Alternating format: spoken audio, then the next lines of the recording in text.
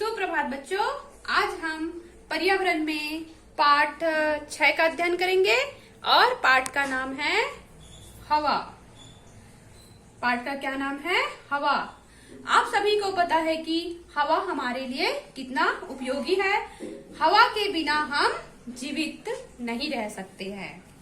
तो इस पाठ में पर्यावरण का जो पाठ 6 है उसमें हम हवा के बारे में देखेंगे। हवा हम सभी के लिए एवं सभी जीवित प्राणी के लिए बहुत आवश्यक होती है।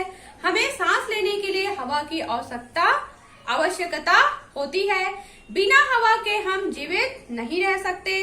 पेड़ पौधों को भी सांस लेने के लिए हवा की आवश्यकता होती है। वे अपनी पत्तियों से सांस लेते हैं। पेड़ पौधे की पत्तियों पर छोटे छोटे छिद्र होते हैं और इन्हीं छिद्रों को क्या कहते हैं?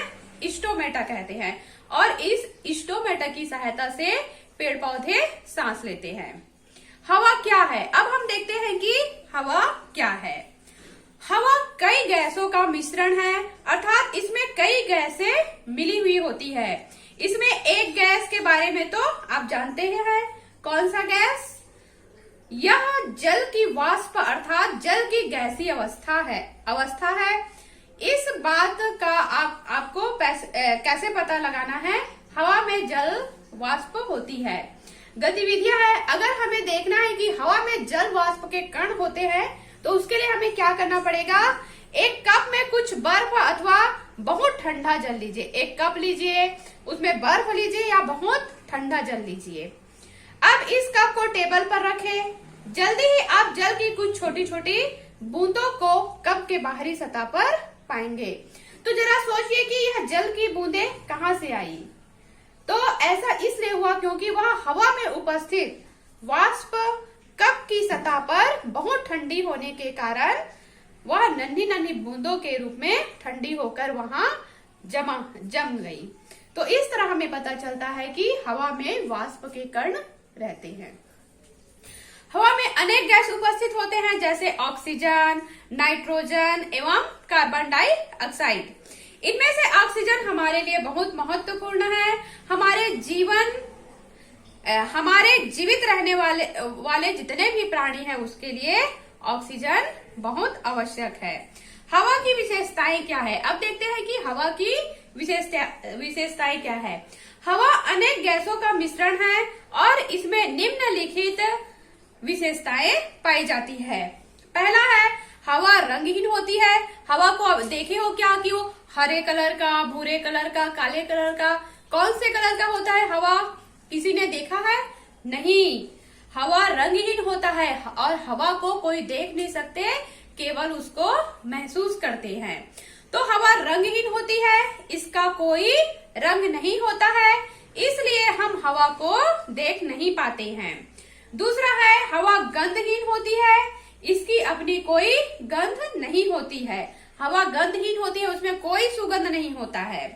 फिर हवा स्वादहीन होती है। क्या ऐसा होता है क्या कि हवा बहुत ज्यादा चलता है तो मीठा मीठा लगता है या खट्टा खट्टा लगता है? ऐसे कुछ होता है? नहीं होता। हवा स्वादहीन होता है, उसमें कोई स्वाद नहीं होता है। फिर चौथा है, हवा आकारहीन होता है। यह उस पात्र या बर्तन का आकार ले लेती है जिसमें वह भरी होती है। जैसे हम किसी गुब्बारे में भरते हैं तो वो गुब्बारे का आकार ले लेता है। अगर कोई बॉल में भरते हैं तो बॉल का, तो जो पात्र उसको मिलता है उसके आकार में वो ढल जाता है। पांचवा है, हवा को महसूस किया जा सकता है। जब हवा अधिक गति से चलती है तब इसे आंधी या तेज हवा कहते हैं। जब हवा का रूप तेज हो जाता है, बहुत तेज चलती है, तो इसे ही आंधी कहा जाता है। आंधी तूफान जैसे। अब देखते हैं गतिविधियां। कागज के कुछ छोटे छोटे टुकड़े लेकर एक मेज पर रखें। अब इनके पास अपना मुंह ले जाकर जोर से फूंक मारे। आप देखेंगे कि सारे के सारे कागज के टुकड़े उड़ जाएंगे। इस प्रकार से हम पाते हैं कि तेज हवा में बहुत ताकत होती है। जब हवा बहुत तेज चलती है तो वो किसी भी सामान को उड़ा के ले जाती है।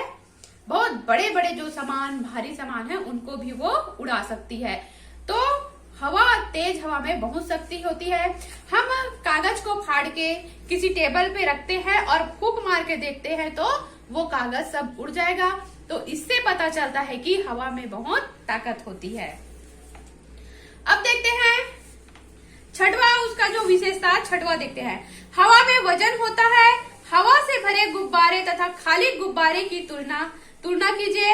ऐसा करने पर आप पाएंगे कि हवा का भरा जो गुब्बारा है खाली गुब्बारे की तुलना में भारी होगा। हवा मतलब वजन होता है हवा में। सातवां है हवा स्थान घेरती है लेकिन पता नहीं चलता है। हवा दाब को पैदा करती है। हवा दाब को भी पैदा करती है। तेज हवाएं ऊर्जा का बहुत बड़ा स्रोत होती है। इन तेज हवाओं का उपयोग पवन चक्कियों को घुमाने के लिए किया जाता है और जिससे विद्युत बनाई जाती है। अब देखते हैं वायु प्रदूषण। वायु प्रदूषण क्या है? सबसे पहले ये सवाल उठता है कि वायु प्रदूषण क्या है।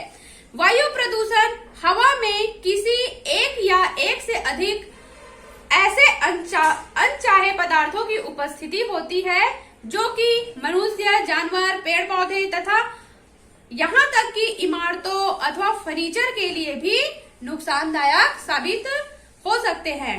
पहला प्रदूषण है बाहरी प्रदूषण। पहला प्रदूषण क्या होता है? बाहरी प्रदूषण होता है, जबकि दूसरा प्रदूषण होता है आंतरिक प्रदूषण। बाहरी प्रदूषण क्या है?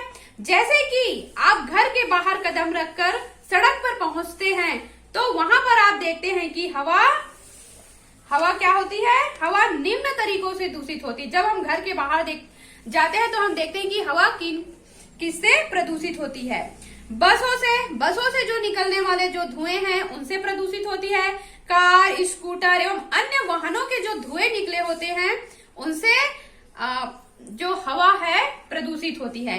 किसी भी कारखाने में धुआं चिमनी से होकर बाहर आता है तो उनसे भी वायु प्रदूषण होता है। वाहनों के चलने से सड़क की धूल उड़ती है और जलती हुई लकड़ी एवं पटाखों से भी धुआं निकलता है जिससे हवा प्रदूषित होता है। आंतरिक प्रदूषण क्या है? आंतरिक प्रदूषण हमारे स्वास्थ्य के लिए हानिकारक होता है क्योंकि यह हमारे सबसे अधिक निकट होती है। आंतरिक प्रदूषण क्या है? तो आंतरिक प्रदूषण है हमारे देश में अनेक लोग गांवों में खाना बनाने के लिए ईंधन के रूप में लकड़ियों का उपयोग करते हैं और लकड़ियों के साथ साथ कोयले का भी उपयोग करते हैं और इससे निकलने वाले जो धुआं है वो हमें आंतरिक रूप से प्रभावित करते हैं, प्रदूषित करते हैं। दूसरा है घरों व ऑफिसों में सिगरेट पीने से भी प्रदूषण होता है। तीसरा है काकरोच एवं मच्छरों को मारने के लिए प्रयोग में किए जाने वाले कीटनाशक के छिड़काव से भी प्रदूषण होता है। चौथा है भवनों में ताजी हवा के आने जाने की व्यवस्था के खराब होने के कारण भी प्रदूषण होता है। अब देखते हैं प्रदूषण के प्रभाव।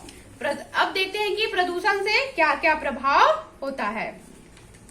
तो प्रदूषण के प्रभाव पहला है प्रदूषण से इसके कारण दमा होता है, सांस से संबंधित समस्याएं तथा फेफड़ों की बीमारी फैलती है। दूसरा कारण है इसके कारण आंखों में खुजली और आंसू आने की समस्याएं उत्पन्न होती है। तीसरा है यह पेड़ पौधों के लिए भी हानिकारक होता है।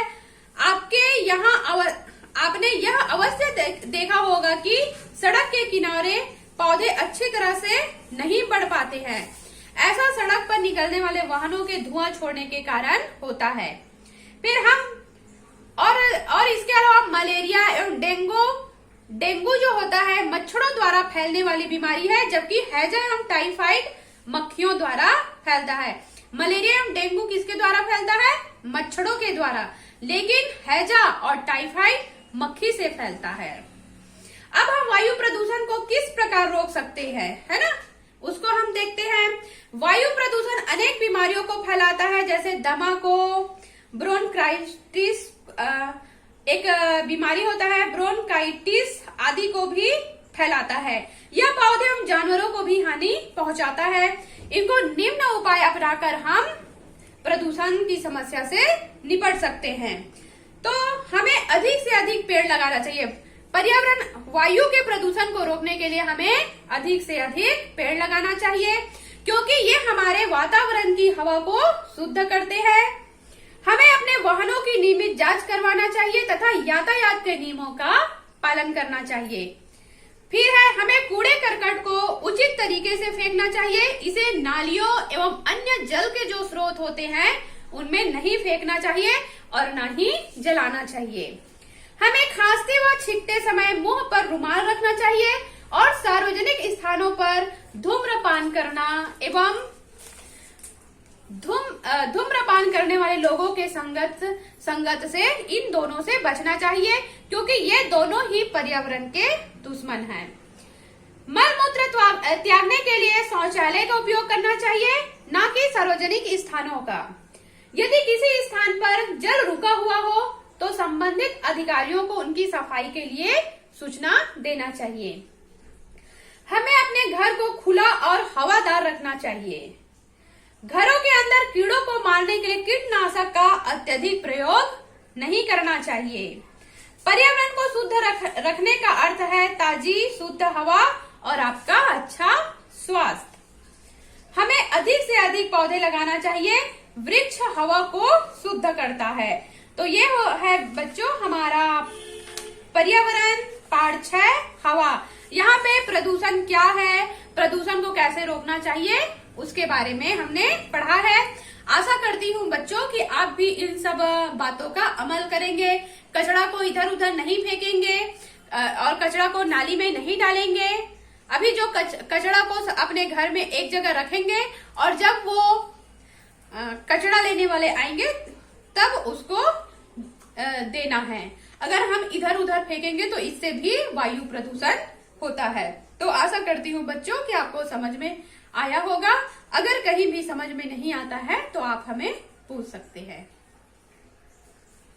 धन्यवाद।